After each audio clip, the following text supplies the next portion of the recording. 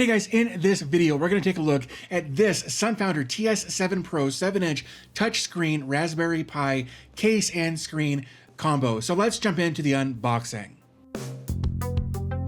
Okay, so this is the SunFounder TS7 Pro 7-inch touch display for Raspberry Pi, and here we can see that it's got a tidy design, a 2.5-inch SSD mount, love that, camera mount, plug and play, no idea, and then low power consumption. And if we flip it over, not really too much going on there other than just some specs about the dimensions and that sort of thing. So we do have a 1024 by 600 7-inch HDMI interface, 5-point capacitive USB interface for the touchscreen, 170-degree viewing angle, 5 volts, 500 milliamps, so about 2.5 watts, stereo speakers, and then some dimensions. And then, of course, contact information down there. I actually have not opened this up. I mean, I cracked the seal there, but beyond that, I have not done anything with this. So here we've got, looks like kind of our product sheet here, our kit, just more information, and then get tutorials at that URL. And of course, we've got our instructions there as well. And then let's see, if we open this up, even more information. So pretty in-depth as far as that's all concerned. Also, I will be, just so you guys know, this is a Raspberry Pi 4. I don't know which model. I just know it's a Raspberry Pi 4. So we're going to plug this into this device once we get to that point, but that's kind of where things are. Ooh, that screen looks nice. Just right there.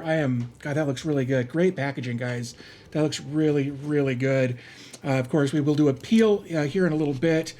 On the back, we've got our GPIO pins. The Raspberry Pi will plug into that. We've got all of our command buttons for the display itself. We've got an HDMI in, as well as looks like some USB in there, and here for the touch. And we've got a ribbon cable there. We've got, so basically this will kind of go in this way, and then this is how we would continue to access these pins, but it's going to plug into that. So this looks, God, that looks really, really good. And it's got a heft to it that I really like as well. Take that out. Oh, hey, look, it comes with a little screwdriver. Ooh, and it's grippy. Like, it's got a good textured, like, anti-slip feel to it. So I love that. That's great. Ooh, and it spins. I know that's silly, but I like it anyway. Here we've got standoffs and stuff like that. We've got a couple of USB cables there. And we've got some USB, or some HDMI interfaces, rather, not USB. We do have some USB as well, but we'll get to that here in just a moment. So I think, yeah, so this one is going to be for Raspberry Pi 4. We can tell because it's got a full-size and a micro HDMI there. And then it's also got USB A to micro USB there. So that's actually what's going to plug in over here to plug into here. And of course, we've got an HDMI cable if we needed that. We've also got this is just a standard HDMI cable there. Those are both full-size HDMI, and we've got a full-size to micro there as well. So of course, all of that is going to go off to the side, and then this is actually going to be for Raspberry Pi 3. So I do like that it is compatible with both 3 and 4. So here you can see we've got a full-size to full-size, and then a full-size to micro for the USB there. Really dig those. Glad that they included both for USB, or for Raspberry Pi 3 and 4. This will be our camera mount. Oops. And then, of course, this will be the back that will kind of sandwich the Raspberry Pi in between this and the screen. And that's it. That's everything that's in the box there. So let's get all of this out of the way. Wow, that looks really good. I like that a lot. So it looks like this is probably going to go like that. I mean, roughly, I would think. And then, yeah, and then this will go on there like that. Luckily, we do have a bunch of hardware here. And actually, I hadn't noticed this. Again, I hadn't taken this apart yet, but this is all labeled. Each of the individual bags are labeled. So if you want to go through the instructions, it will tell you kind of what each of these are for. We got rivets there, M3 by 25 standoffs.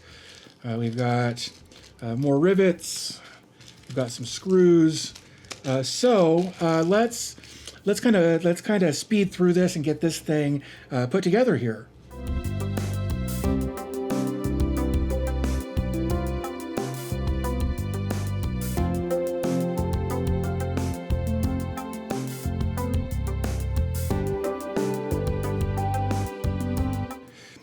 Okay, so just as a little side note, this is just meant to be a stand. So once we've got this together, this will just kind of stand up and hang out like that, and it will just, it kind of rests as on a little incline there on that little kickstand. So this is optional. You don't have to put this on there, but that's what that's for. I'm probably going to leave it on there, but that's what it's there for. And then of course, you know, if we want to put a 2.5-inch drive on here, of course it will fit there. So this would go kind of here like this. And then if you had a cable, a SATA cable, you could just plug into here, plug into there, and then it would stand up. So I'm not going to put that on there for right now. We're just going to set that aside. But that's how that would work.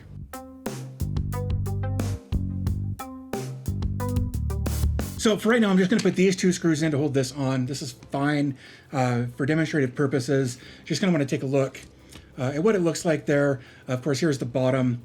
And they've kind of got... They've got this kind of gapped out so that you should, in theory, be able to get a micro SD card in and out of there. You might need a pair of needle nose pliers or tweezers or something to actually get in there, but that's what it's for. Because they've got these little PCBs for the HDMI, and then, of course, here also for the USB to power all of this. It keeps it very, very nice and tidy and clean. God, I'm really, really impressed with just the thought that they put into this. And of course, you've got access to your pins here. All of your controls are easily accessible, even from the side, because there's such a gap here. Those buttons, those tactile buttons, feel really good.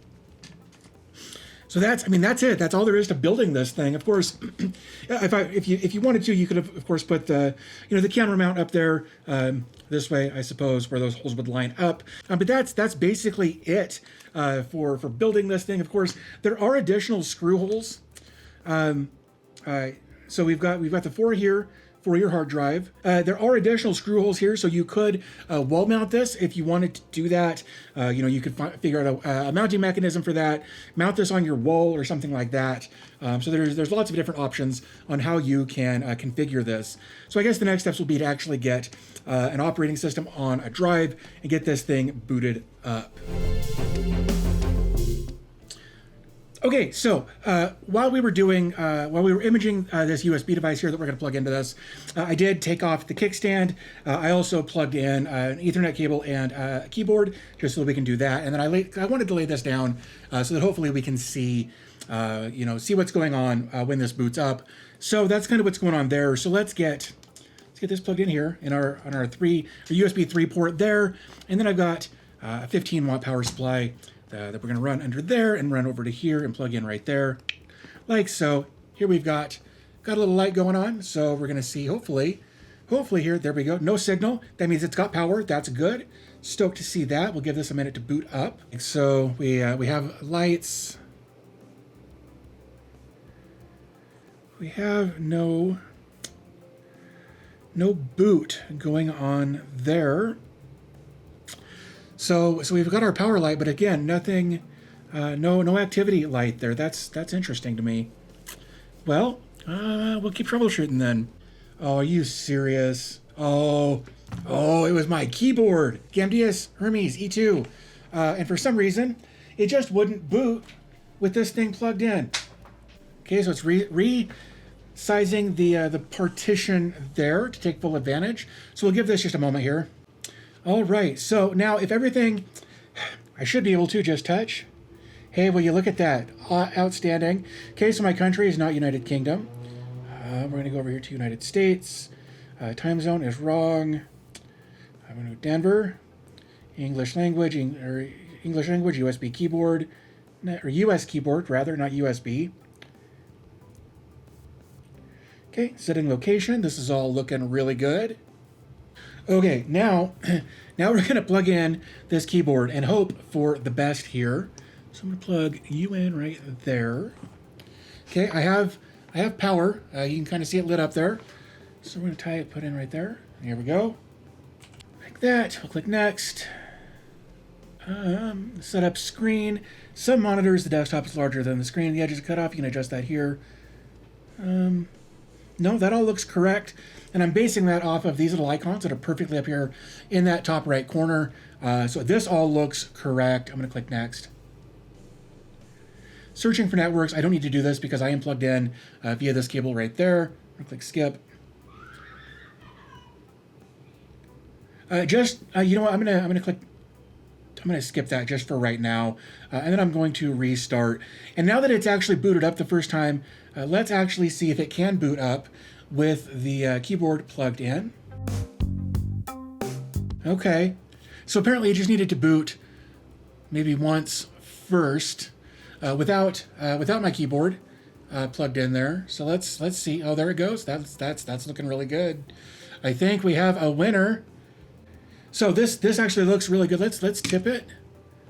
Ooh, hey, those colors don't shift much. Like I'm actually looking at it at a much steeper angle than you are. Let's tip it up a little more. You know, like those colors are not shifting. That's impressive. That looks really, really good. Let's of course tip it this way. That looks really good as well. God, that's great. I am super, super happy with that. But if we flip it over, it's got speakers. Speakers, there we go. I knew what I was doing here.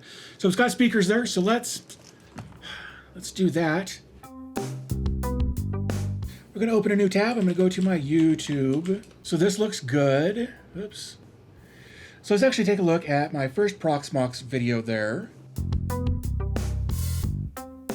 So I will say, this is all being like this camera that is recording right now it's a GoPro, and I'm running it through webcam mode, so it's not looking wonderful. I will acknowledge that. I will say, this actually looks really good. It looks way better in person than it does on the camera. I apologize for that, but it is working, so I'm thrilled about that. Table 6, and in that we've got a few computers. Okay. I've got running in there. That is as loud as it will go. So, not much volume, but it does look good. Again, it all worked out of the box. All of the touch worked. Oops. There we go. Everything works just by default. And of course, we're not really worried about the performance of the Raspberry Pi as much as we are just the simplicity of getting this set up. It was just a few screws. Flip this over, a few screws on the back to get this plugged in, a couple of connections for our HDMI and our USB, and it just worked. So I think we've got two more things that we need to do. First,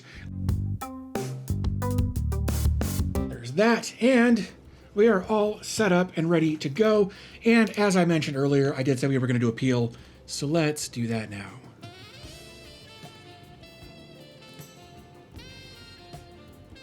Oh, that looks really, really good.